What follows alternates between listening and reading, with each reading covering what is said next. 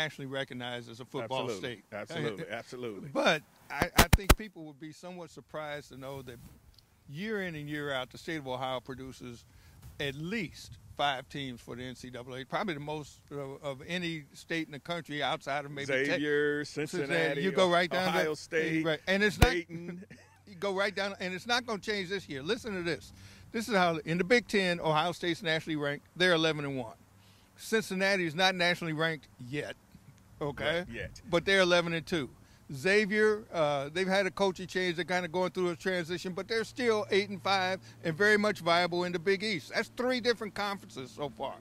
Toledo, in the Mid-American Conference, where Buffalo's getting all the national love, Toledo's got just as good a record. They're 11-1. So you look around the state, there's some really good teams. There's certainly some, as we said, quality teams and some quality Ohio players. But I'm going to, on our last bit here, I'm going to cheat a little bit. I'm going to go a little south of the border. I went to the Cincinnati-UCLA game that, Cincinnati needed to win that game after that loss to Ole Miss. But I was sitting next to an NBA scout, and he told me to keep a lookout for the #1 point guard in the country, not from a major school. I'm telling you, I know who you're talking about. Not from a major school. Right. Jay Morant from Murray State. Yep. He is the best point guard in the country, and he'll be the first point guard selected. So, I know we're getting off the Ohio a little bit, but it just goes to tell you that you don't have to go to this major school all the time to be a quality player. There's some quality basketball being played in the state of Ohio.